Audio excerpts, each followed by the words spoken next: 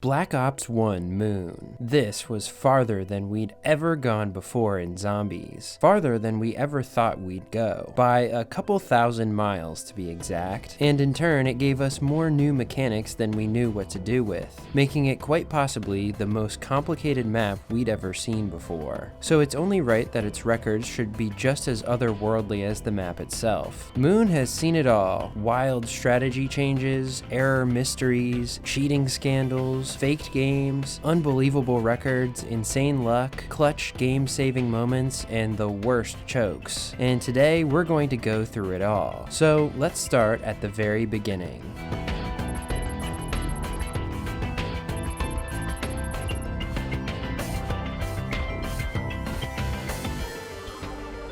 Moon released on August 23rd, 2011, in the first full Zombies DLC ever in Call of Duty. The earliest existing record on Moon was achieved about a week and a half after this, at round 81 by VzuaLxVenoM. Venom already had a pretty good handle on the features of this map. He took to the Biodome, an area deep within the map with very wide pathways and a lot of room for zombie training, and used the map's Wonder Weapon. Moon's Wonder Weapon is quite unique, because it's actually two wonder weapons in one. The zap guns, which electrify and insta-kill single zombies, and the wave gun, which shoots a wide beam into zombies, causing them all to inflate and explode. This gives you a very nice variation of killing small or large amounts of zombies depending on your situation, and a lot of ammo too. In the Pack-a-Punch version, 124 zap gun shots and 28 wave gun shots. Venom would train toward the back of the biodome in a large loop, shooting the wave gun at whatever zombies lined up behind him, and then interspersing that with zap gunning an equivalent number of zombies after. Of course, by round 81 there are hundreds of zombies per round. Since there are no special rounds on Moon with guaranteed max ammo drops, you're definitely going to run out of ammo. Luckily, there's another great feature on this map that can help you get a max ammo: the Hacker. While the Hacker can interact uniquely with many different objects, such as swapping the price of Pack-a-Punched and regular ammo for wall guns, refunding perks, or opening doors for a lower price but more time, by far the most helpful thing it can do is turn any drop into a max ammo for 5,000 points, except a max ammo itself. That will turn into a fire sale. This means with a steady hand not to pick up the drop before it's changed, you just need any drop sitting on the ground next to you to get ammo. And since a maximum of 4 drops spawn per round, that meant you had 4 chances to get a max ammo every single round. This is what kept Venom from ever actually running out of ammo. There was only one problem. Kills with the wave gun and zap guns cannot actually give drops at all, and by round 50 pretty much every other non-Wonder Weapon gun had fallen off and was straight up not able to kill even after expending most of its ammo. There were only 2 other indefinitely killing tools, the 2 tactical grenades. Gersh devices, which created a black hole that sucked zombies in and created a teleporter for the player, and quantum entanglement devices, or QEDs, a grenade with a whole slew of random effects including spawning auto-firing weapons, special drops, and blasting away the zombies with an explosion. This could give drops from killed zombies, but of course were limited in your arsenal, at a maximum of 3 for both, and you could only have 1 at a time. Luckily, there was also another option for Venom to use. The biodome itself has a unique feature where extra drops will spawn every 1 to 3 minutes above you on the jump pads. While you can't hack these since they're floating in mid-air, if one is a nuke or an insta-kill, you can use them to get some of your actual drops for the round. This is how Venom would refill his wave gun whenever he could, by bouncing up whenever a good one spawned. He was going strong for close to 10 hours of gameplay, but his game would end on 81 when he tried to cut a horde too closely, and ended up getting slapped too many times. And the bad news was, down recoveries can be very punishing on Moon, because of where the Juggernog machine is. Sometimes, it's nowhere. Every time you go to No Man's Land, the challenge spawn area of the map, you have access to either the Juggernog or the Speed Cola machine, whichever one you didn't see the previous time. Problem is, you can only go to No Man's Land once per round, so if you didn't swap out your perk from the last time you went, you'd have to go a full round without Juggernog after a down. Instead of trying to recover this way, Venom gave up and ended up killing himself with grenades. But only about a month later, in October 2011, a series of uploads appeared from a very popular gameplay channel. These gameplay clips clips not only passed Venom's record, they passed round 100 as well, making it all the way to round 115. This was a player named ZeratulDT, and he also used the biodome strategy to achieve the highest round on Moon, or so people thought, despite the fact that this game gained a lot of traction at the time, with the videos gaining tens of thousands of views. I have good reason to believe that this record was actually cheated. Unfortunately, I couldn't do a deep analysis of the gameplay as ZeratulDT's channel was deleted years ago. However, I did some detective work and noticed a few things that were off. The first red flag is that this game does not appear on any historical snapshot of the Zombies World Records website, despite the fact that back then they did not require full gameplay, and the only gameplay ZeratulDT published was a series of clips. Second of all, and probably the most critical evidence, is that ZeratulDT was a known cheater with multiple other suspicious games. He claimed around 127 world record on Shangri-La at the time, in the same month in fact, but with only one 3-minute clip wandering aimlessly around the map, and an amount of points that did not coincide with how many points legitimate games would have at that stage. And even worse, he claimed around 100 on Call of the Dead that was so unbelievable that big YouTubers of the time, like the Zombie Project, and even the Relaxing End called it out for being faked. And they were definitely right, because the only way to get round 100 on this map was just discovered in 2024, and it is definitely not the method ZeratulDT uses, running back and forth across the map and shooting the zombies with the MP40. Evidence in old comment sections of other Moon players seems to indicate that most legit high round players had the sentiment that ZeratulDT's games were fake. Plus, Moon had one of the easiest ways to fake high rounds, as there was, and still is, a glitch in the map where if you teleport to No Man's Land on a round transition, the following round will only have 24 total zombies. ZeratulDT probably kept doing this over and over and playing out certain rounds for videos, although I can't say for sure since the videos no longer exist. Unfortunately, there wouldn't be anyone to knock him down for another few months, as Moon high rounds didn't gain much traction in this time. That is, until one player came along with one of the biggest record jumps ever. In early February 2012, a player named ZeratulDT started streaming and uploading part by part of his own game. Around 100 update, around 115 update, around 125 update, and he just kept going and going. Zeratul also used the biodome, but trained more consistently toward the front door of the area instead of at the back around the rocks like Venom. He also used the wave gun and zap guns, and whenever he ran out of ammo, he would use the jump pad drops or Gersh devices with the hacker. Zeratul realized just how helpful having speed cola was for Moon. In fact, it was a must, not just for reloading, but because it greatly increased the speed of the hacker. With it, it was much easier to hack drops before the zombies got to you. His drop turnovers were going smoothly for most of the game, but he ran into a problem on round 139, where insta-kills began to become ineffective. The way the insta-kill power-up works, it simply sets damage dealt to the zombie's health times 10, but starting on this round, this will overflow the integer limit, so it will actually deal no extra damage. There are a few rounds in the 140s and 150s where it will weirdly still work properly, but after 161 it will not work for the rest of the game. However, if you have graphic content enabled in the game settings, which Zeratul did, as did most players at this time, the zombies will still lose their heads, which will cause them to bleed out after a few seconds and possibly give drops. But either way, jump pad insta-kills were not as helpful past this point. Zeratul also started trading out the wave gun eventually at the end of rounds, replacing his empty wonder weapon with a new one from the box. Also at the end of every round, he would trade into the box for QEDs and kill the astronaut boss zombie. See, the astronaut's health works unlike any other boss zombie, but it's very simple. He has 4 times the zombie's health for every player in the game, all the way up to 16 times for a 4-player game. But even at just 4 times, he's basically unkillable by round 40, because here's the catch. The wave gun, zap guns, and Gershes do not affect him, and he can never become insta-killable in this game either. And he is quite annoying to play with, considering if you even get close to him, he can grab you, slow you down, and even if you don't manage to get swarmed by the horde in this time, he will teleport you and take one of your perks. Plus, for some reason, if you hack the Pack-a-Punch machine to close the gates around it, when you come back and throw a Gersh, the Astro will do this. Anyway, to not have to deal with him, Zeratul tried to keep him out of the way as much as possible, by keeping him dead, but he respawns every 1 to 2 rounds. Zeratul also kept a close eye on the excavators at the beginning of each round, as on console there was a bug where if you disconnected from Xbox Live during a game, you would no longer be able to hear the announcements of them coming. Instead, he looked for the blinking red lights to see if one of them was coming, and then went to hack it to stop it. Keeping the excavators from breaching was extremely important. When an excavator breaches a room, that section of the map will have no air, and you'll have to wear a helmet instead of holding the hacker. Furthermore, if the excavator breached once and was hacked to reset it, the next time it would come, it would glitch and turn invisible and become unhackable. That was a very bad situation no matter which way you spun it. Zeratul grinded an entire week, playing long sessions into the day and night, and was definitely going loopy as the game stretched on. Guys, I'm going crazy. I've been up for the longest time.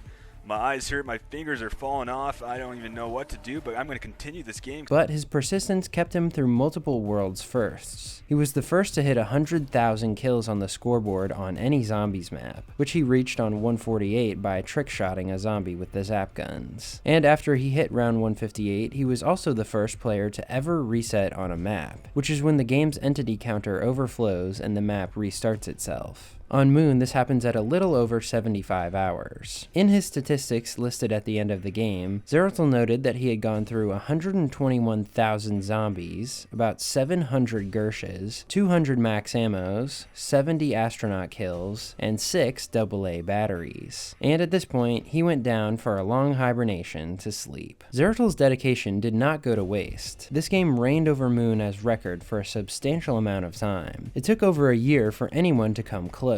But the player who did would go on to become one of the most famous zombies players of all time, inspired for high rounds in part by none other than Zeratul's Moon game. On June 5th, 2013, Frenzy achieved round 167 on Moon with a completely different strategy. By this time, a player named Superhands had popularized a strategy all the way across the map in the Spawn Room. In this room, the zombies only came from 3 directions: the 2 windows and the hole in the floor. They mostly did not come from the 2 openable doors out of spawn because it was faster for them to get to the player through the hole. Players began to realize just how much faster this was than Biodome. You could manipulate the zombie horde up around the room by just boarding up one window, gathering the zombies from the other one, coming back to gather the zombies from the boarded window after they had time to break through, shooting the wave gun, and repeating. However, the way Frenzy ran this strategy had him operating at a points deficit. Like the Thunder Gun, the wave gun only gives 300 points max per horde kill, or 290 when the astronaut is on the map taking up a zombie slot. And then Frenzy would use those 300 points to hack the window to rebuild it faster. This was why his points stayed much lower than Zeratul's for the entire game. Whenever he needed ammo, like previous games, he'd simply Gersh the horde in the center of the room for a drop. Occasionally at the end of rounds, he'd go on an adventure around to the box locations, trading out the wave gun to push back his use of the drops of the next round. He was very careful to not break the windows in spawn with explosives or Gershes, as this would spell disaster. If the spawn room lost air, not only would he not be able to hack drops in there, he would not be able to hack the excavators either. Luckily, the spawn room is odd about where you can and can't blow things up. On the entire quick revive side of the room, Mustang and Sally and the ray gun will break the windows, but the entire other side is safe. Gershes, Semtexes, and Claymores will only break the windows if they are right next to them. However, the specifics were not discovered until 2015 by a player named PubStarmy, so at this point, Frenzy was just careful not to blow anything up. Frenzy would become the first player to achieve insta-kill rounds on this map, when the zombie's health overflows and resets to round 1 health about every other round. This was a huge step forward for the map, and the community held its breath and tuned into Frenzy's stream to watch what he would do to get through them. On these rounds, Frenzy used a completely different strategy to not waste wavegun ammo. He went down to the MPL room adjacent to spawn, where he had kept the door to the rest of Tunnel 6 closed. In here, he was able to camp the 2 windows inside the room and the doorway by standing next to the MPL wall buy and rebuying pack-a-punched ammo. On the first insta round, he forgot to hack the wall buy and swap the ammo prices, and he almost ran out of points. But he was able to make it through 2 of these rounds before his game eventually ended. Right as he turned over to round 167 at about 73.5 hours, he received a script error that kicked him from the game.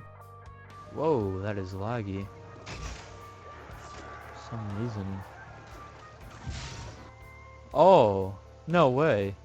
Are you kidding me? He didn't know it at the time, but there were a lot of contributing reasons for this. One of them being hacking the window so many times, as starting hacks over and over will contribute to a script error. As he had not even taken a single down the entire game, this was by far the tightest Moon game played so far. And not only was it groundbreaking for reaching a new phase on the map, but it also marked the start of an important controversy, and that was about how to deal with the astronaut. As I said before, the Astro was a nightmare to deal with, and on basically any other strategy besides Biodome, he was almost impossible to deal with in the tight space. So Frenzy decided to take matters into his own hands. Trying to trade out QEDs every single round and kill him like Zeratul would also kill his game time, so instead Frenzy used an exploit that was becoming popular at the time. Since the astronaut never despawns, you can lead him anywhere on the map and then run away from him, but he'll always eventually make it back to you, unless you permanently block him with something. And conveniently, the excavators always come down in specific places if you let them, usually between two rooms. As such, you could lead the astronaut into one of these rooms, leave the door across from the excavator closed, and leave the room right before the excavator came down, and the astronaut would be completely trapped for the rest of the game. Of course, this would remove all the oxygen on that entire side of the map, but you didn't need it as long as you weren't hacking that side. However, the community was divided on whether this was a cheat to remove the Astro from the equation completely, or a clever way to deal with an unfair game mechanic. A few months later, on November 6th, a similar game was played by Spanish player Jaime Nator. Jaime also trapped the astronaut and used the Spawn Room strategy for faster horde-ups, although this came with a lot of close calls, especially from wavegun fails, where the wavegun shot occasionally just wouldn't kill anything. Jaime's game showed just how hard it could be to actually physically hack drops into max ammos, especially if you didn't have a Gersh device to protect you. Inching up to the drop to get close enough to hack it but not take it could be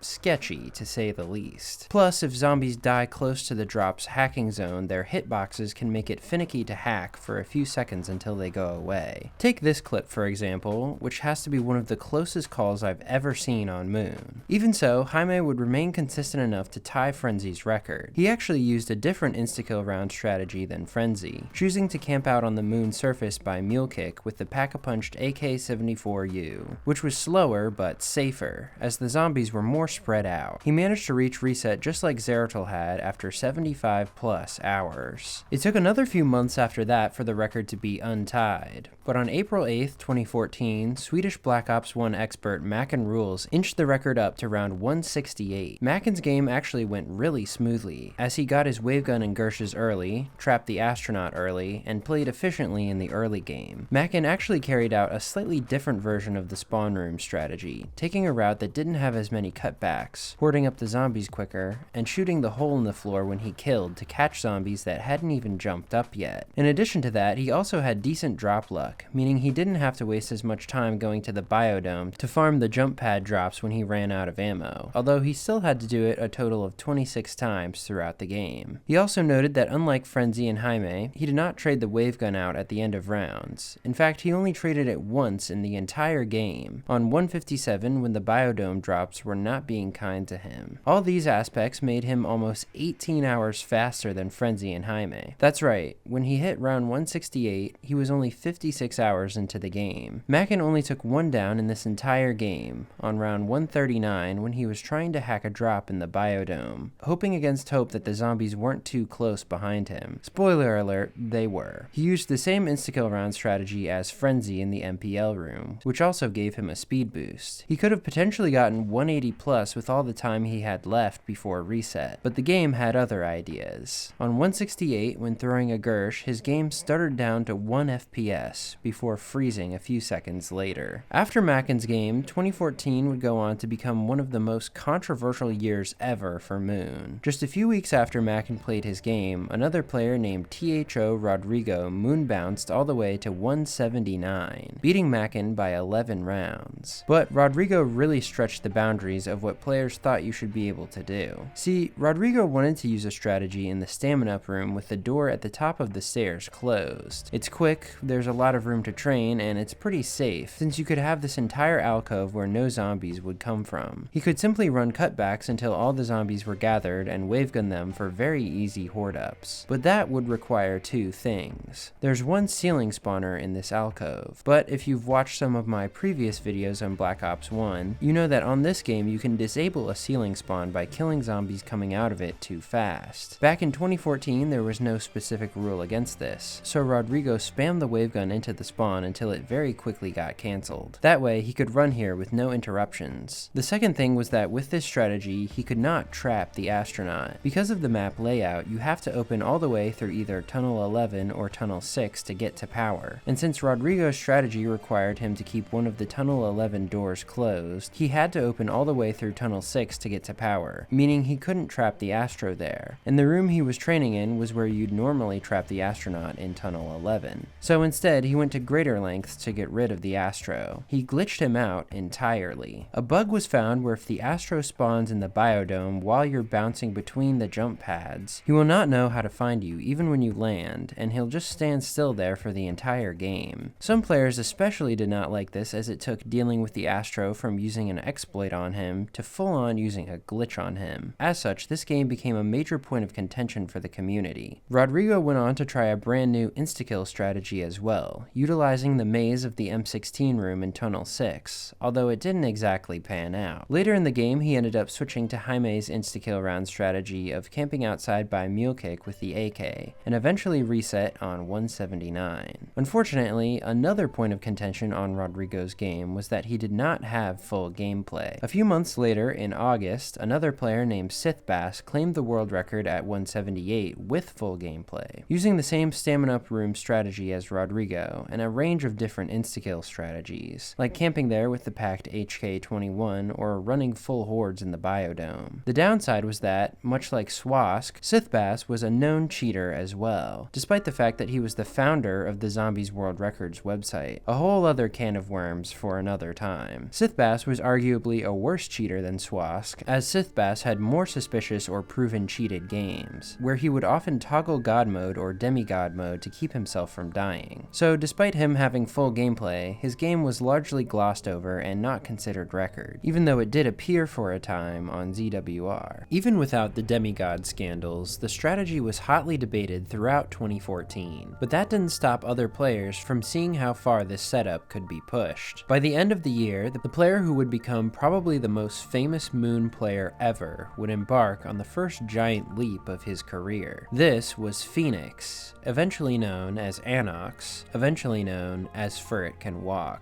Furret didn't just want to copy and paste Rodrigo's strategy, he wanted to make it faster. Actually, playing in Spawn like Mackan was definitely the faster horde up, but Furret had noticed that other people besides just Mackan were erroring on high rounds doing that strategy, so he decided to combine the two strategies. Until round 100, he trained in Spawn, doing horde ups and then shooting into the hole in the floor like Mackan had. Then, noticing that no one training at Staminup was erroring, he moved to that strategy for the rest of the game. This way, he had a significant speed boost on Rodrigo, and he was also avoiding error from all the Spawn Room players. Furret also optimized his ammo as much as possible by using 5 zap gun shots on respawners at the window after each of the first 4 wave gun shots, and then 4 zap gun shots after every preceding wave gun shot. That way, he reached 0 reserve ammo on both the wave gun and the zap guns at the same time, and he didn't waste a single bullet. Plus, by this time, players had discovered something incredibly groundbreaking. There was a way to actually get double the normal amount of drops per round on Moon, raising it from 4 to 8. If you went to no man's land during a round, when you came back, the game would act like you had not gotten any drops that round, giving you up to another 4 more. Players realized they could utilize this to get an insane amount of ammo per round, and ammo conservation became even easier. Furret did take 3 downs during this game, 1 from a wave gun fail, 1 from the horde sneaking up on him, and 1 from getting trapped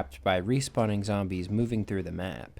After his last down, he had to play the entirety of that round without Juggernog, as it was not in No Man's Land when he went back. For most of his insta-kill rounds, Furret used the mule kick strategy like Jaime and Rodrigo, but he stood much further back from the wallbye to see the zombies from farther away. Since he was playing on console, he could also spam aim assist to auto-aim at the zombies. For his last two insta-kill rounds, 188 and 189, he switched to using an even faster insta-kill strategy. He stood right next to the Semtex wallbye and spammed Semtexes at the ground, exploding everything in front of him. He had waited because players thought using too many explosives would error you, but he was only trying to speed up the last few rounds, and he managed to hit 189 before resetting. The fact that Furret hadn't errored made it much easier to pinpoint the cause of the error. A few days after Furret's game, by process of elimination, players realized that the spawn room itself was not the problem. It was what certain players were doing in the spawn room that was causing issues. The problem stemmed from the wave gun, and the inflating animation it did on the zombies. Normally the game will wait to spawn new zombies until these inflated zombies explode, but in certain cases you can completely skip this animation by shooting zombies when they are in the animation of climbing over a window barrier or jumping up, like through the hole. This built up the script error the more you did it, so to run spawn strategy and not error, all you had to do was not shoot the zombies in the hole like Mackan had. Luckily, earlier in 2014, a player named FlopperSZ had already invented a new version of the strategy that was not only faster than the original and required less training. You shot the zombies in the corner of the room instead, so there was no danger of error. And this became the popular strategy starting in 2015, when round 200 began to appear on the horizon as the next big goal. To put any remaining controversies to rest, the community also agreed that glitching the Astro in the biodome should not be considered legit. So effectively, the record was rolled back from Furret's 189 and Rodrigo's 179, and down to Mackan's 168. So, the race began. A number of big games were played that year, like a 158 Crash by Space Marine 360, a 165 Death by Dabrowski, and a 161 Death by Mike Daruki, but none of these panned out to world record, let alone 200. In June of that year, an Italian player named Ciao ACB here achieved round 176, the highest round without Astro glitching or spawn canceling at the time. Ciao utilized the spawn strategy and AK insta-kill strategy efficiently, but what it really came down to was survival, and he did that better than any of the big players. This was going very well for him until round 176 when he got a wavegun fail while trying to kill the zombies in the corner. After that, Moon showed just how tough recoveries could be. Juggernog was not present when he went back to No Man's Land that round, and to make things worse, when he ran to hack the power box location to prevent the box from moving there during a trade, he ran out of air right before he made it to the airlock and downed again. He attempted to complete the round in the biodome and made it pretty far, but ended up dying during a trade to a respawner, ending his run 14 hours early. 3 months later, he was one-upped by American player Crave, who reached 177. Crave played pretty much the same way, except instead of AK instas, he did instas in spawn using the M14. No one had really attempted this before, but it was much faster. He spammed at the two windows in the hole in spawn, running out and down the stairs when he needed to buy ammo. Between this and general efficiency, he would reach 177 almost 10 hours faster than ACB, but his game would end to a DirectX error, an error that only happens on PC,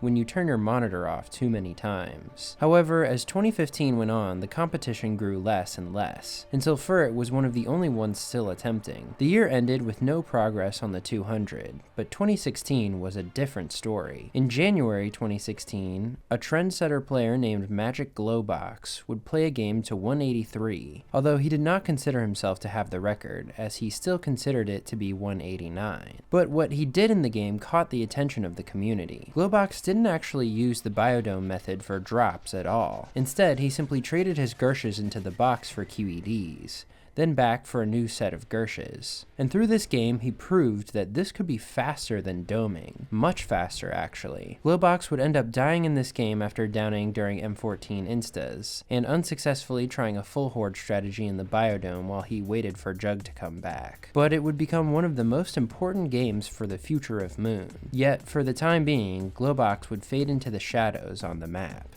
But that was okay, because someone else would become so dedicated to racing Furret to 200 that the achievement was unavoidable. Because, as we all know, the best motivation is a little friendly cutthroat competition. Also in January 2016, a player known as Spirit, also known as Laiku and by many other names, but his most famous era was Spirit, achieved round 173 on Moon and died while attempting Krave's M14 insta-kill strat. Not quite world record, but it gave him a vision of the 200 being his. In March 2016, he fired it up again. His strategy was what had become meta in Spawn, standing at the hole and letting the zombies from the windows come in, running to the back corner of the room to cook them with the wave gun, and then returning to the hole and killing the stragglers with zap guns, which don't affect the error. Spirit was a god at surviving, despite a number of close calls. He was a bit tentative to use Globox's trading strategy since it was so new, so he biodomed when he couldn't get a drop from Gersh's, heading there a total of 33 times throughout his game and spending a total of 8 hours there. But it's notable that his drop luck in the late game was insane. From round 159 to 190, a period of nearly 20 hours, he did not have to go to the biodome at all, because he always got drops to hack when he needed them. Spirit also made some deep-cut discoveries in this game as well, although he didn't realize it at the time, such as the fact that Gersh's do not actually one-hit kill on very high rounds. Zombies are first damaged down to 1 HP while nearing the Gersh, and then they're finished off when they reach the black hole. But if a zombie does not reach that black hole part, it will not die, but it will be killable by anything afterward, including the damage connection check that occurs to confirm that a bullet hit a zombie before applying that bullet's damage. This resulted in an extremely rare instance where Spirit gershed the zombies, got a drop he hacked into a max, then shot a zombie that failed to die by the Gersh with the zap guns, and immediately got another max, something that had not been demonstrated before by any other player. This was also the first world record game to use a 5-perk strategy. Normally, Black Ops 1 has a 4-perk limit, but players started throwing QEDs at Staminup throughout the game, as one of the grenade's effects was that it could give you a free extra perk if thrown near that perk's machine. With this strategy, Staminup was not necessary, but it was very helpful. He didn't even buy Quick Revive until his very first insta-kill round on 163. Right after he nearly died. I'll let him tell you all about it. As you can see right there, Man just bought Quick Revive on 164. Now the reason that Man did that is because, well, you're about to see here in a few seconds, is because of what happened on 163. Now I have no idea what I was doing here. I went complete Sultanat and had the wave gun out on an insta round when I have Mustang and Sally's. So it's as if I was doming for nothing right there. Now, if I would have died there, that would have been easily the biggest fail in all of zombies ever. But he was able to use Furret's Semtex insta-kill strategy for the entire game, rocketing him to winning the 200 race in a comfortable 65 hours. He didn't even take his first and only down until 202 when the zombies overwhelmed him at the insta spot. His luck took a downturn after 200. For example, his biodome trip on 200 lasted 40 minutes before he got a drop he could kill the zombies with. He ended up resetting on 208 at just under 75 hours. Spirit commented that he wasn't totally satisfied with this game, theorizing that the game could have been a 212 or 213 with better luck, and that a 215 could be in sight with great luck. Despite that, he'd stay at the top of the world on Moon, but not uncontested. 3 months later, Furret caught up to Spirit in the race and tied him at 208. Unfortunately, not much footage remains of this game, but Furret was able to lap Spirit's time by quite a bit.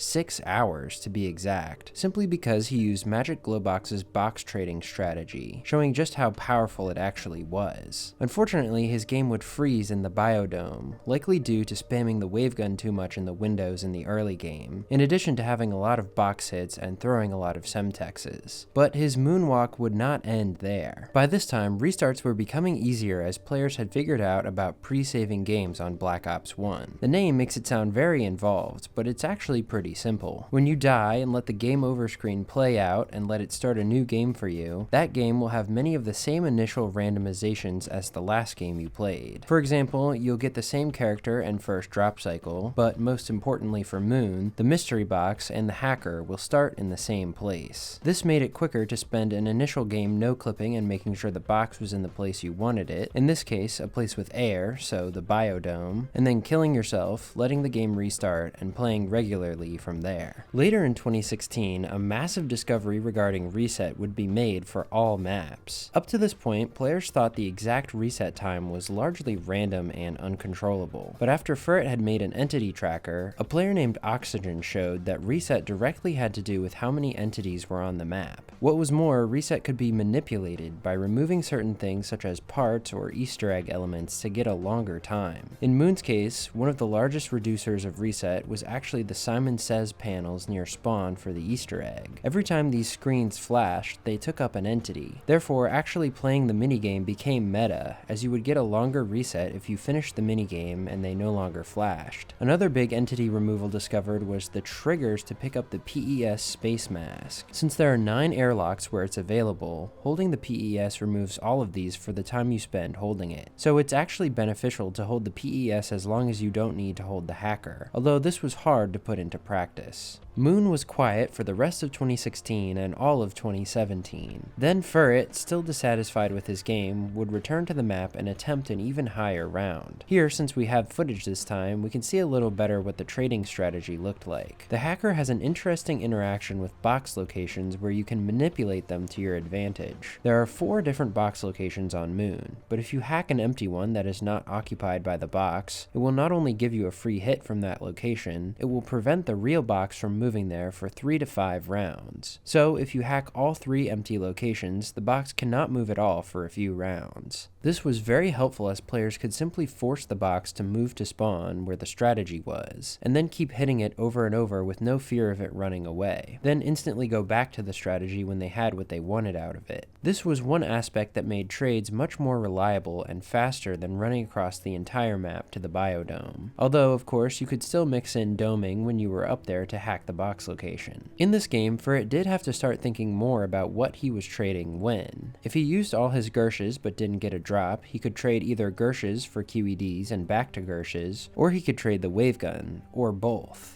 If he could get Wavegun back before getting Gershes back, since the box was always in spawn, he could continue to hit it while killing and doing the strategy, making the overall game faster. But he had to make sure he had drops left in the round to farm with Gershes, or a trip with No Man's Land left to pack-a-punch if he needed more than 1 full Wavegun to finish the round. Additionally, he could trade the Wavegun right before he went to No Man's Land and be able to use all the unupgraded ammo before he pack-a-punched it, giving him essentially extra shots. It all depended on what he needed to finish the round, making the gameplay a lot more dynamic and thoughtful. However, this did come with one big problem, which I'll explain in a second. Furret played mostly the same as his 208, but was more careful about things that would cause him to error like he had in his 208. He used the same Semtex insta-kill strategy, slightly moving the position of his throw to kill quicker, and everything was going beautifully, but one thing he did not account for was box error. This is when you hit the mystery box a few thousand times and the game crashes on Black Ops 1. However, this error can occur early if you throw explosives at full hordes and destabilize the game, which is exactly what happened when Furret was trading on round 213. Players would often do this to check if they had all the zombies before they ran across the map by seeing how many points they got, 10 for each zombie. In this case, if you had them all, you'd want to damage them before you went to another area to hack empty box locations or use QEDs on the horde, as on maps after Ascension on Black Ops 1, damaged zombies will not respawn due to you being too far away from them. But this trick turned out to be Furret's doom. One second Furret was preparing to leave the room, the next the game was over.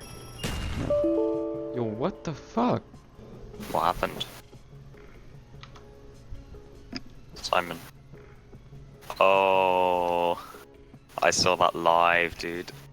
Despite the frustrating end of this game 5 hours before reset, Furret still now had the uncontested world record and no one could scrape his moon skill. Toward the end of 2018, a player named Gyro would achieve round 211, coming closely within orbit of the record. He played the exact same way, but he was just a little too slow to beat Furret before reset, so no new territory was explored. A year later, the same thing happened again, with a player named Phone Stevie resetting on 208. Stevie actually pioneered some new tech in this game, which despite its simplicity was used by most players after his game. Instead of throwing grenades to damage all zombies before leaving a zone, he would simply spam any bullet weapon into them. This took a few seconds longer, but it didn't destabilize the game after hitting the box so much. But it wasn't until May of 2020, almost 2.5 years after the 2 213 that the record would be pushed by none other than Furret himself for the 3rd time in a row. Furret was going for the God game, one that wouldn't end early due to crashes and could put to use all of the optimizations discovered on Moon thus far. In the time leading up to this game, especially when COVID hit and he had much more time to play, he had knocked out a 176 crash, a 160 death, and many games where he quit due to bad luck in the 120s to 160s. All these restarts taught him optimizations like manipulating the excavators better to trap the Astro faster. You can actually force better luck for the excavator you want to trap the Astro with to come. When the excavators start their 4-minute sequence of approaching an area to breach, they actually physically move during those 4 minutes and get in position to dig. When you hack them, their animation simply plays in reverse. So the longer you wait to hack one, the longer it will take to move back into position and reset itself. While it's unavailable like this, and the rounds are quick, you force only the other 2 to come. It was understanding small quirks like this that separated the good Moon players from the great ones. But Furret would need more than just small optimizations. He needed luck. Box luck, drop luck, and in Moon's case, miracle luck too. And he got some pretty amusingly lucky and unlucky moments in his next big game. For example, on round 75, he had to do an early trade when his wavegun ran dry and he got absolutely no drops from Gershes. Within a minute, he got QEDs back out of the box, threw them, and the very first one gave him a wavegun back as a drop.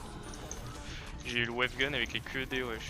What the fuck? But sometimes they were unforgiving, such as when he threw one on 182 and it teleported him right into the excavator room, and nearly into the excavator itself, forcing him to use the astronaut's teleport attack to leave the room and losing him Juggernog in the process. Luckily, he was able to return PhD Flopper with the hacker and use that slot to rebuy Juggernog, but he lost his 5-perk setup. For insta-kill rounds, Furret used the M14 and Spawn strategy, although since he had hacked the wall buy and reversed the prices, he double bought ammo every time, giving him 16 extra shots. With this strategy, he wouldn't risk destabilizing the game by throwing too many Semtexes like with the old insta-kill strategy. Plus, it was just faster to play M14. He reached 200 in just 57 hours, zooming along at a never-before-seen pace. On round 209, he had an unfortunate circumstance where he threw a Gersh and 3 power-up drops spawned at once. This was bad because 2 of them went to waste, as he obviously couldn't turn one into a max, use his entire wavegun, and utilize the others before they disappeared. Normally, to prevent this, players would shoot the horde with the wavegun the second they heard a drop spawn to prevent more zombies from dropping anything. Additionally, you could start throwing another Gersh, as while throwing or holding a Gersh, no drops can spawn. But sometimes you simply couldn't do that fast enough.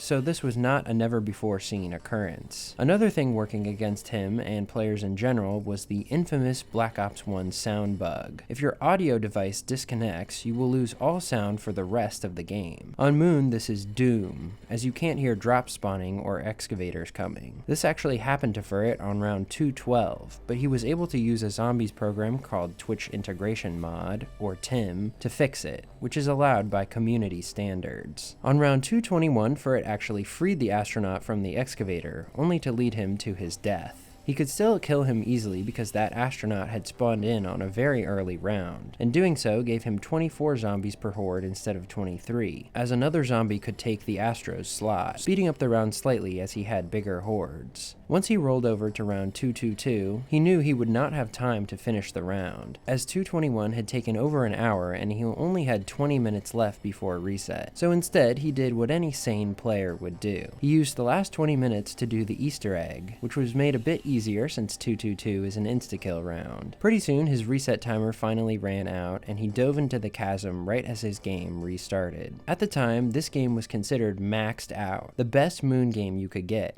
as Furret had played with perfect decision-making under the circumstances, top-tier movement around the map, and gotten lucky overall with box hits and drops. As such, this record would remain at the top for longer than any other Moon record in history, 3.5 years. And in fact, it's still the record using this strategy. But you may have heard about this game for other reasons. In fact, you may have heard about Furret for other reasons. And that's something I want to address while talking about this game. Last year, I uploaded a video talking about another world world record of Furret's and said this: "Furret's luck in this game was so good that some players have even accused him of cheating. However, if you want my personal opinion, I think this game is totally legit based on the simple fact of how much Furret is known to play, study, and admire the game, and how this game is not actually as optimized as you might think by today's standards." Looking back on it, this explanation is pretty vague and unsupported and bad, and some commenters pointed that out to me, so I want to dive deeper. I think it's gotten to the point where some people have just heard from other people these cheating accusations and don't know where it stems from, what happened, or why I would be talking about any of Furret's records if they were cheated. And especially since half of this video is about Furret, I'm going to give you a flash explanation of all of those things. Most of the cheating accusations stem from this video that Krups uploaded before he left the community. However, a range of community members from across the high round scene have brought to my attention that Krups' arguments for suspicion of Furret cheating have logical fallacies that were not addressed until recently. Both Acered, the player who did the math for the video in the first place, and Krups himself later came out and said that they had made a mistake, though I think that has gone under the radar. Now, let me make one thing abundantly clear. This explanation should not be taken as me taking sides in this argument or trying to stir up drama. I like Krups' videos. He was the one who originally inspired me to make world record histories. I have no intention of disrespecting him or minimizing his experience, but I think there's more to the story than what you see in his video, and I want to explain that here. Krups' point was essentially that Furret's mystery box luck in his Ascension 244 world record and his Moon 222 world record, the game we just talked about, was so outlandish that it was impossible. He and a small group of others began calculating the statistical probability of several of the highest rounds on Moon and Ascension alongside Furret's games. The conclusion they came to was this: a person would have a 1 in 150,000 chance to get the same box luck as Furret's Ascension game or better, and a 1 in 15,000 chance for his Moon box luck or better.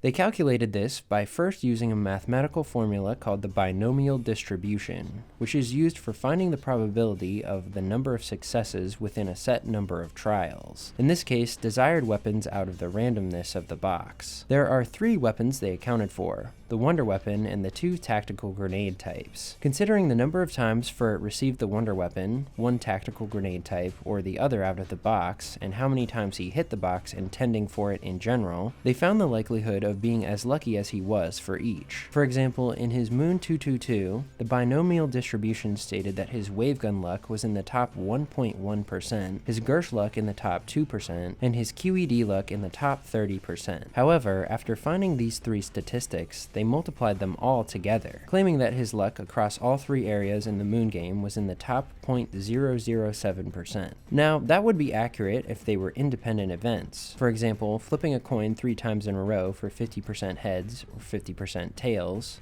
would be 0.5 times 0.5 times 0.5, or 0.125, 1 in 8 for any given outcome. But doing it that way for box hits does not make sense, as the outcomes considered successes overlap from the same set of trials. This is because when you are hitting the box, there are sometimes 2 desirables that you do not have. For example, if you hit the box while you have no Thundergun on Ascension and dolls instead of Gershes, that is a trial for both the Thundergun and Gershes. Yet they counted these twice. As a counter example, let's take the least lucky game Krups analyzed, Mercury's 234 Ascension game. Because of how unlucky this game was, I'm actually going to take the negative statistic for each weapon and explain it like this. If you start up an Ascension game, you have a 48% chance of getting worse Thundergun luck than Mercury, an 8% chance of getting worse Gersh luck than Mercury, and a 25% chance of getting worse doll luck than Mercury. So from this, you'd think it's rather hard to get a more unlucky game than Mercury's. Yet, according to the video's logic, 2/3 of all Ascension games in existence have worse luck than Mercury's, which doesn't make any sense. The bottom line is that this calculation massively inflates the luck statistic of any game you apply it to, because percentages are always going to get smaller if you multiply them together, and they're going to start skewing exponentially if you use percentages from the same set of trials. Krups said himself he did not realize the calculations were wrong at the time, and he would not have included them if he knew. So if Furret's games weren't 1 1 in 150,000 and 1 in 15,000, how lucky were they? Well, it's extremely hard to calculate the actual luck of a game to find out if it's suspicious or cheated. Proving cheating is not as simple as analyzing the number of times you get these things out of the box. Especially on Ascension, many times dolls are not considered situationally to be a successful pull, and in fact they are worse to get because half the time Furret did not want to replace his Gershes, and he had to take more time to let the dolls fall back into the box. 63 times out of the 108 times he got the dolls, he did not take them, more than half. This would actually indicate bad luck, as it wasted about 30 minutes from if he had not gotten those 63 doll pulls. On Moon, you don't even want to trade if possible. If anything, you want good drop luck. Now, up through the binomial distribution part is correct, for it was in the top 1% of luck for Thunderguns on Ascension, and the top 2% of luck for Gershes on Moon, which I would call the most important desirable in each game. Still high, but certainly not 1 in 150,000, also taking into account that he had 5,000 hours on both these maps at the times of these games, and would quit out of games that started with bad luck less than a quarter of the way through, nullifying hundreds of hours spent on below average attempts. Acered later presented a better, but not perfect, way of measuring game luck by using the chi-squared method, which essentially uses a formula to more accurately combine how much multiple sets of trials deviate from the expected probability. However, it's worth mentioning that the less box hits you have, the more likely you are to get a deviation. It does take into account that getting lucky with two weapons in the same game is less likely than getting lucky with them in different games, just not by multiplying them together. It's a lot to explain here, so I'll link Acered's video and supplemental document in the description, which I encourage anyone interested in the luck statistics to check out. So is Krupp's video definitive proof that Furret cheated? No, and Krupp's never even says that it is. Is this proof that Furret played legit? No, but it shows his games are not much more unlikely than some of the other happenings we've talked about in this video, such as Spirit getting good enough drop luck to play from 159 to 190 with no domes or trades, or getting a max from that half Gershed zombie. All this is to say, I hope you can now make a more informed decision about what you think about these games. While there's obviously no way now to check the game files Furret used in these games, in 2024 the Black Ops 1 community began requiring players to show their files before world record attempts. And now in 2025 that players often use Plutonium, that client automatically shows whether your files have been edited at the beginning of every game, so this type of thing is a non-issue now. One other thing I should mention about this whole situation is the other non-gaming accusations Krups leveled against Furret, regarding Furret picking on and harassing Krups. This gets down to the personal beef aspect, and I can't really speak on it because I didn't experience it.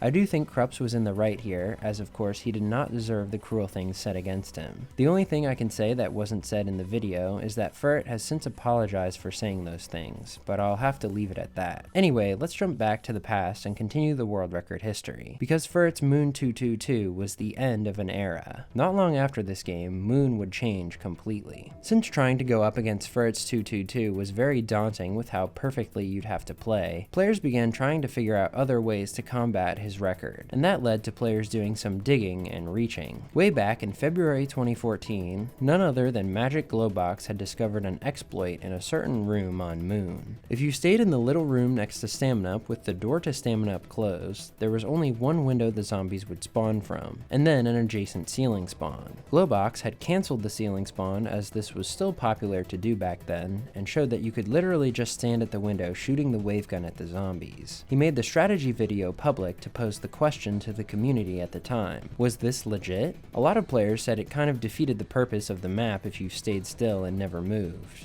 And it wasn't a very ammo-efficient strategy at all, so it wasn't sustainable, and it kind of became a non-issue. The strategy was buried until we fast forward to 2019, when Crave, our friend with the 177 from 2015, started experimenting. Crave actually got the idea to use this room from the Black Ops 3 strategy on the map, which uses this room to capitalize on alternate ammo type kills, as the zombies get more quickly grouped up here than anywhere else. To avoid controversy, he did not cancel the ceiling spawn, he just shot it with the zap guns, and used the wave gun on the window where the majority of the zombies spawned. But there were two problems. The first thing that put a tough spin on the strategy was the astronaut, or rather what Slayer and Crave had to do to get rid of him. Since they had to keep the Staminup door closed for the strategy, that meant they had to open all the way through Tunnel 6 and they couldn't trap the astronaut there. But they weren't using the Staminup room itself for the strategy, so they could trap him in there. But the downside of that was that letting the excavator breach that side of the map took all the air out of the room where the strategy was. So they couldn't stay in that room for more than 17 seconds. Or 15 seconds without Jug, or they'd suffocate without a space mask. They wanted to hold the hacker instead of the space mask, so they didn't have to go pick up the hacker every time they wanted to let the zombies out of the window for a drop. So to work with this, they would run back and forth to the air pocket in the doorway, zap gun the stragglers from the ceiling spawn when they came back in, and wave gun the window, and repeat. And it worked surprisingly well. The constantly suffocating strategy earned the name BDSM Strat. Some people thought that stood for Barrier Defense Strategy Moon. If that's what you think it stands for, that's what it stands for, yeah. However, there was a second problem that basically made this strategy dead on arrival. The fact that it was really hard to not cancel the spawn in the process of doing the strat. Even when Slayer and Crave didn't shoot it too fast, it still seemed to randomly cancel itself, and they couldn't make heads or tails of why. As such, the strategy faded into obscurity at the time, but Slayer's video on it stayed up for future reference. Several years later, in January of 2022, it was none other than Globox who pioneered a revival of the strategy. He returned to it to see if he could make something substantial out of it, and he did, getting the fastest round 100 of the time on Moon with it. One thing he did have to rethink from the old strategy was gershing and hacking drops. Since he was playing in a room with no air, he could not hack drops in there or he would die very easily. Luckily, he had 3 options of varying safety that he could use. He could run all the way back to spawn to hack drops, wide open area, easy to do, but time consuming. He could run to the MPL room to hack drops, slightly tighter room, slightly closer. Or he could try to do it in the closest room with air, the M16 maze room, very tight, very risky,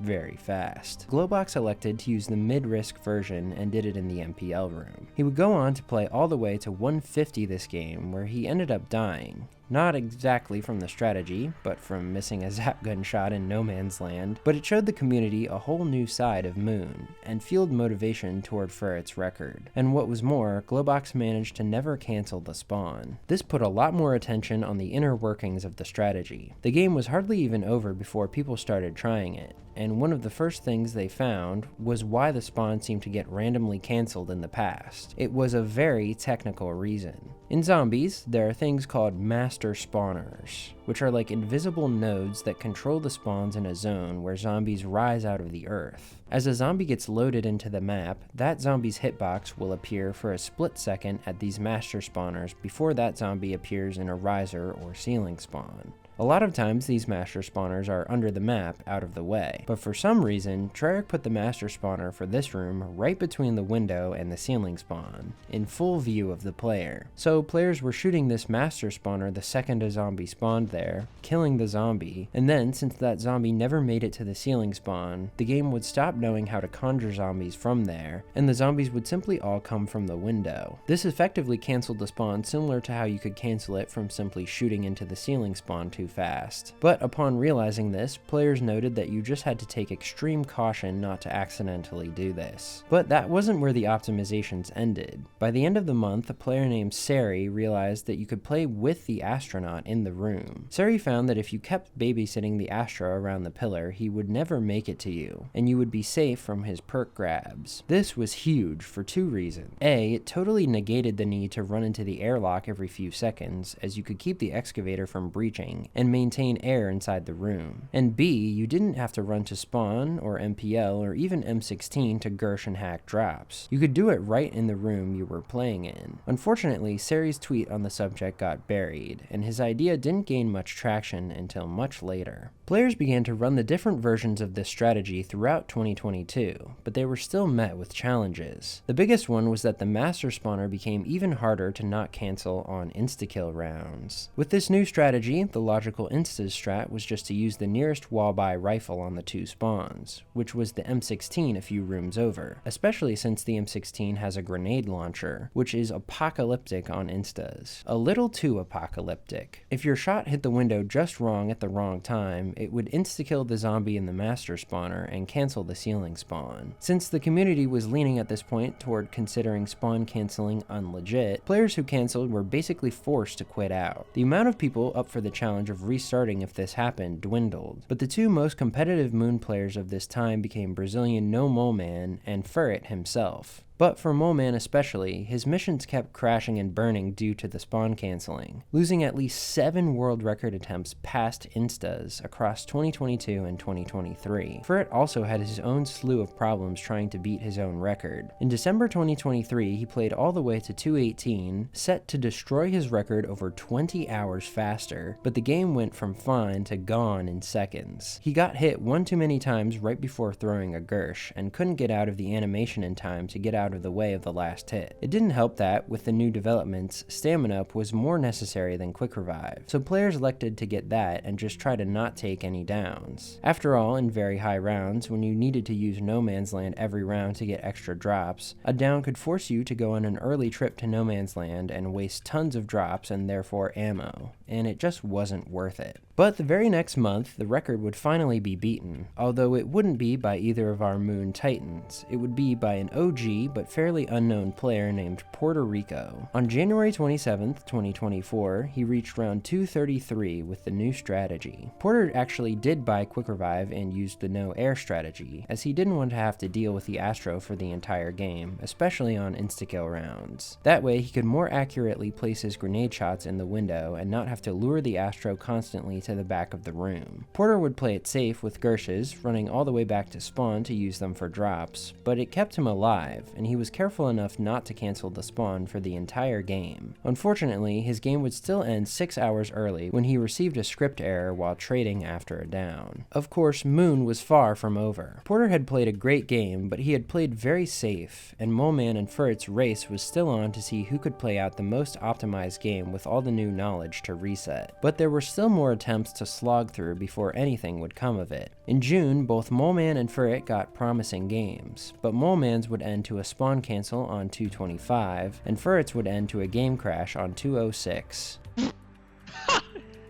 Are you fucking kidding me? The 2 had multiple other failed attempts, but the light finally rose over the horizon on August 3rd, 2024, when Furret finally reached the end of a game.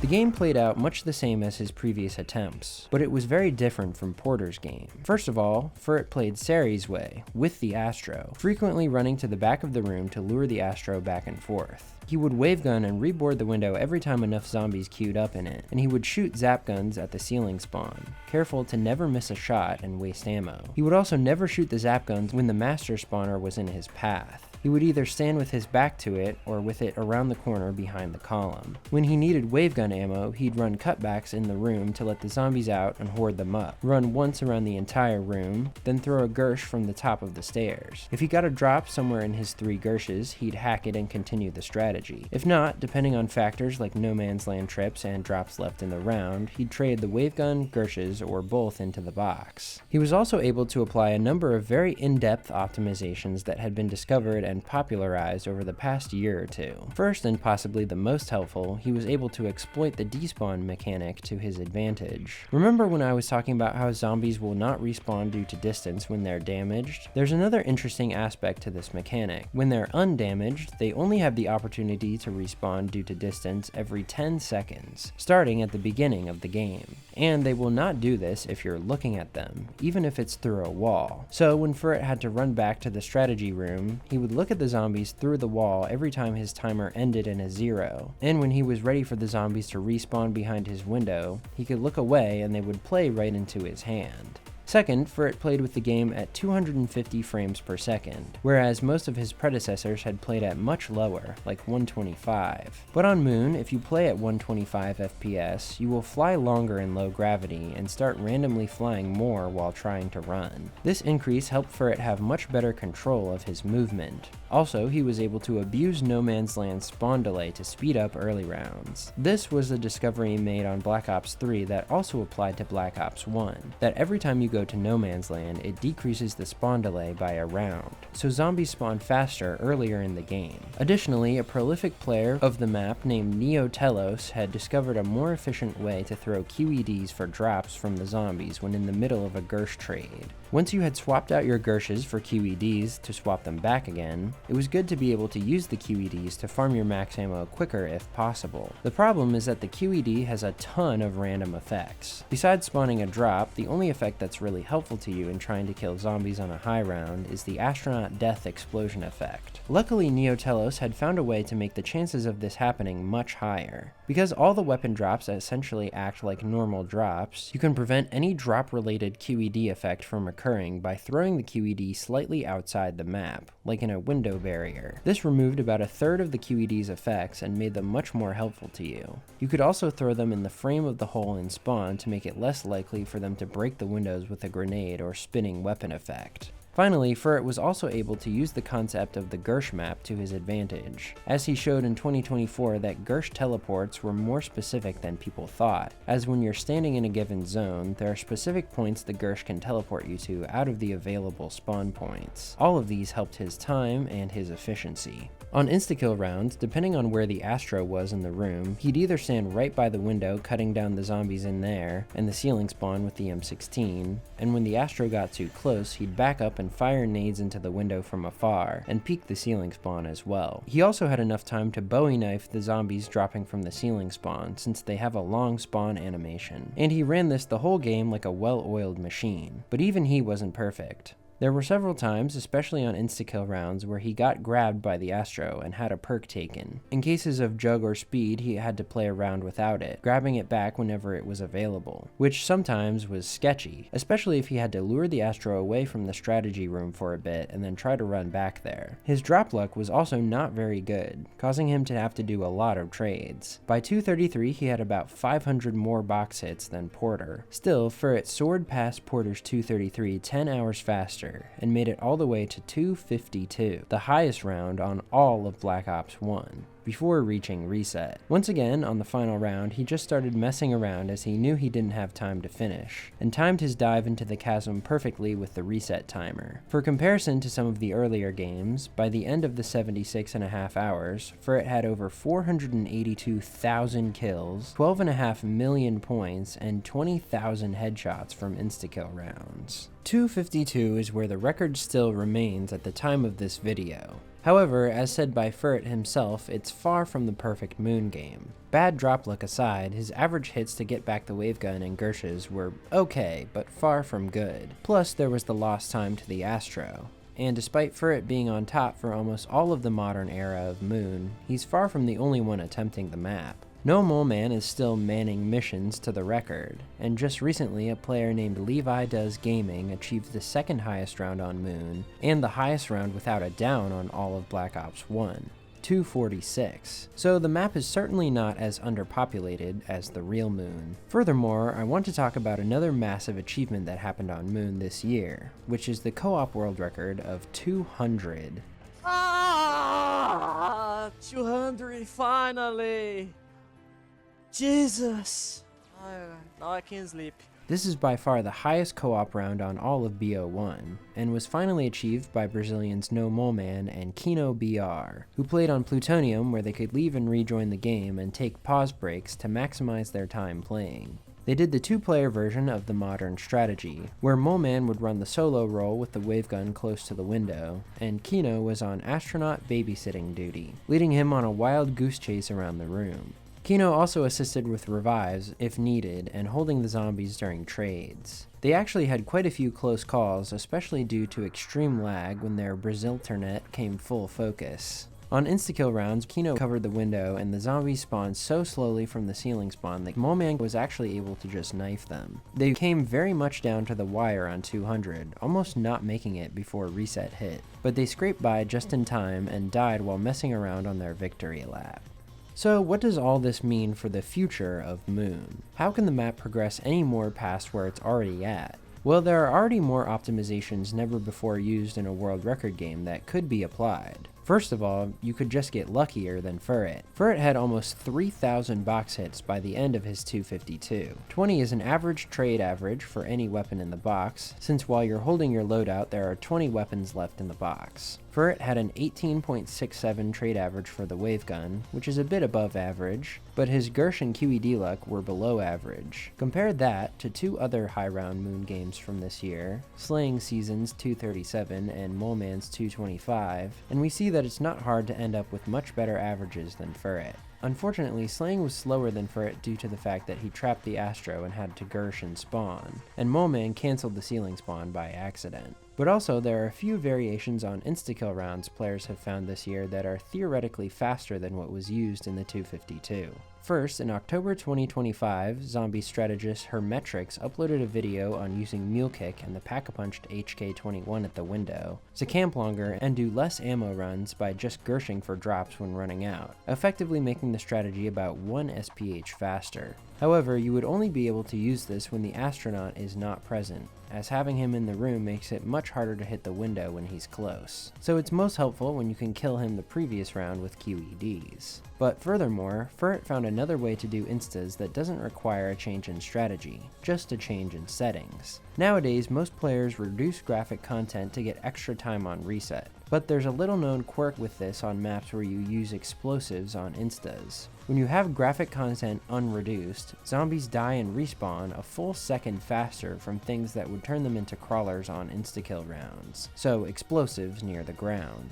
This could add up massively over the course of a full game, and since reducing graphic content only adds about 13 minutes to Moon's reset, it would probably be worth it. Plus, you would be able to use insta-kill drops from the biodome because the zombies' heads would still pop off. Next, you can just use the wavegun faster by not waiting for all the zombies to be on the map. This is what speedrunner Neo Telos does, and he's been able to get absolutely absurd round times on Moon, such as reaching round 100 in 5 hours 26 minutes, which is more than 10 minutes faster than anyone else, although that was also with no box trades. However, that does mean you have to make it past all the different ways you can lose a game on Moon. Spawn canceling,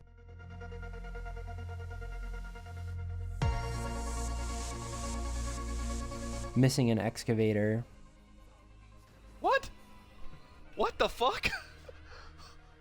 What's that glitch? breaking the windows with a QED, What the fuck is that? What? Bro, it broke glass? multiple drops at once in very high rounds,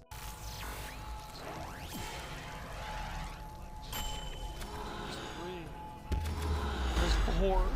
dying because you can't get quick revive or juggernog, hitting box error, or just getting unlucky box or drop luck. Moon certainly doesn't make it easy. What? What?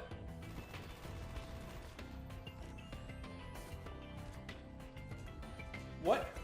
So what is the theoretical max round possible right now on Moon? Well, just getting luckier than Furret with drops and trades could get you up to 254, and not wasting time getting grabbed by the Astro and losing perks could get you 255. Luckily, unlike Black Ops 2 and 3, the rounds don't stop there, so playing like Neo Telos the whole game could net you 256 or higher. And the insta-kill strategies haven't been tested enough to say for sure, but I would say a 258 could be in sight on Moon with all these planets aligning. Because of all these factors, I'm going to give the Moon world record an unbeatability rating of 3 out of 5 monkey bombs. Definitely a tough map to get the hang of, but once you do, there's a lot you can use to your advantage to push yourself as far as can be reached. Because I think JFK described the Moon world record best in 1962.